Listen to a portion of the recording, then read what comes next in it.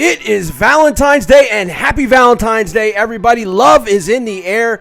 Unfortunately, it's not for the Philadelphia Eagles, as they have many breakups on the horizon. We're going to be talking about one of them today, and I'm just happy to finally be doing a video that's not about Carson Wentz. Or is it? Find out coming up next.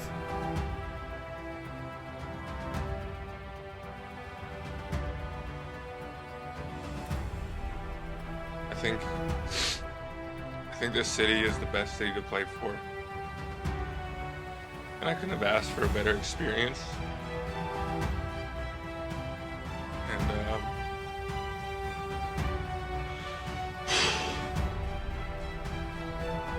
city means a lot to me. It means a lot to my family. And I'm thankful.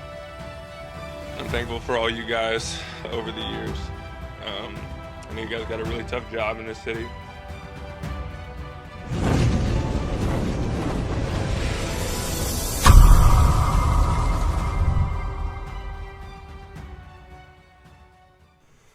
They say breaking up is hard to do, and I have to agree.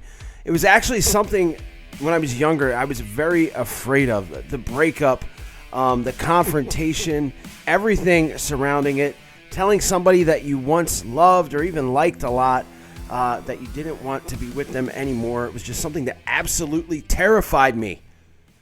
And I think it terrifies the Philadelphia Eagles as well, at least Eagle fans, when it comes to the Zach Ertz. And as you just saw, what a heartbreaking postseason press conference from Zach Ertz. A very tearful goodbye from him. And I take it as a goodbye because, look, he knows, just like a lot of us do, that the Eagles are very unlikely to keep him as they enter a salary cap hell, and they're going to need to shed some money. Zach Ertz is on the fifth year now, or on the last year of a 5-year extension, easy for me to say.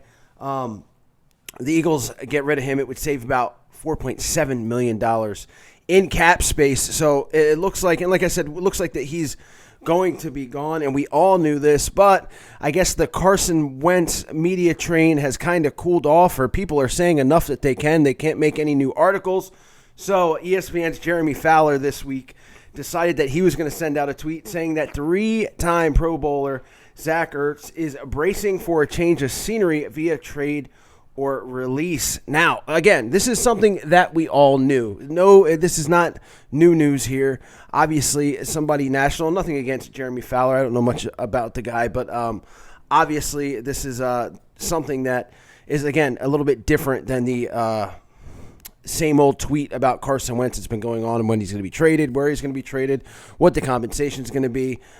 They have just about milked that thing dry as far as it comes to that. So why not throw out a tweet about Zach Ertz? Now, I haven't talked about this since the end of the season. And again, because it is tough to think about, the Eagles without Zach Ertz, or Zach Ertz playing somewhere else. I mean, this guy's been one of my favorite Eagles. We all can just remember him from the 2017 season, obviously the best season in Eagles history when they won the Super Bowl. He had that game-winning Super Bowl catch. He called a clutch 4th and 1 in that game. He was just solid the entire season. And then the very next year, he breaks his single-season reception record for tight ends when he beats Jason Witten, ex-Cowboy, with 116 receptions. That, I think, to me, statistically, was his best year. He had 8 touchdowns on that year. And, look, the guy, people were saying at that time, was one of the top 3 tight ends, obviously, with guys like Travis Kelce and George Kittle being the top 2. Now, last year, before the season started, Kittle and Kelce got big extensions from their teams, big pay raises from their teams, and Zach Ertz definitely thought that he was owed one from the Eagles. And again, from what he has done in his career, it was really hard to argue with him at that point. Things got a little bit heated with Howie Roseman during training camp, and Zach Ertz just kind of like shut himself down. It almost seemed like he was never mentally there for the 2020 season. His worst season as an Eagle. He had a high ankle sprain that shut him down for most of the season. He only had 1 touchdown during the 2020 season. These stats are just, they're just terrible. I think he had 335 yards altogether, I mean, the whole team was bad. The quarterback controversy, the fact that Carson Wentz was terrible the whole year didn't help. But even that first game of the season, when Carson wasn't bad until the end of that game or the second half, it seemed like he was going more towards Dallas Goedert. Now, as an Eagle fan, a lot of guys love Dallas Goedert.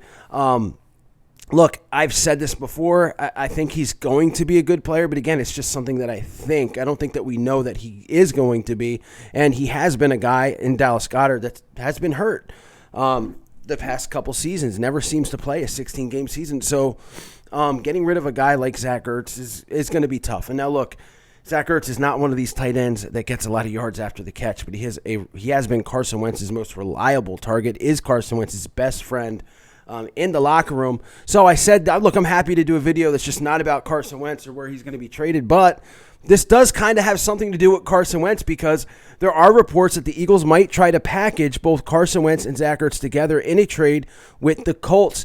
Now, if I'm the Colts, who wouldn't want that package? Because, again, you're bringing in Carson Wentz, who has had the worst year of his career, a lot of outside drama. Why not bring his best friend, who just happens to be, when he's at his peak or at his best or even at his very good, one of the best tight ends in the league. Now, he is 30 years old. He is entering his 30-year-old season.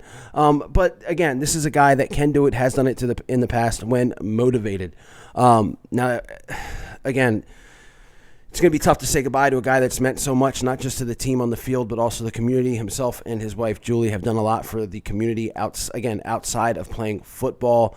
As you saw in his press conference, he definitely cares about the team. He does not want to be anywhere else. It's just the kind of athlete that us as Philadelphia fans absolutely love. I'm not saying, and please, I can hear the hateful comments or read the hateful comments already, but I almost put him on the Brian Dawkins type of athlete for us, how passionate he is. Now, there's two different kinds of passion. Obviously, Dawk showed it a lot on the field, but the way that these two are leaving, again, the tearfulness, the passion of them wanting to be here, it just kind of reminds me of that situation, just in that way. Obviously, the financial aspect of it, completely different, as the Eagles could have re-signed Dawk. And this cutting of Zach is going to be more of a need to free up cap space and make the team a little bit better. They're just going to have to. Anyway, guys, that's all I got for you. Could Zach Ertz be packaged with Carson Wentz to go to the Colts as we end another week where Wentz is still here? We'll see. I mean, it sounds like a good idea to me. Again, I don't want to see Zach Ertz in another jersey. I mean, it's like thinking about your wife with another guy. Like, it's just, that's how I feel about that. It's going to be very odd to see, and it's going to be painful at first. With that being said, I know Zach Ertz is probably never going to see this video, but personally, I just want to thank him for all his contributions to the Eagles, of course, during that 2017 season, and the fact that he was just one of those guys that you could buy his jersey and wear it proudly. That's something that, I'll never forget. So with that being said, guys, thanks for watching. Hope everybody out there has had a happy Valentine's Day. As we love to hate this team sometimes, it seems like. With that being said, stay safe, stay healthy. Go Birds. I'll see you later. It's the Thuggish Ruggish Bone. It's the Thuggish Ruggish Bone. It's the Thuggish Ruggish Bone. It's the Thuggish Ruggish Bone. Gotta pound it. It's the Thuggish Ruggish Bone. It's the Thuggish Ruggish Bone. It's the Thuggish Ruggish Bone. It's the E-A-G-L-E-S Eagles! E-A-G-L-E-S Eagles!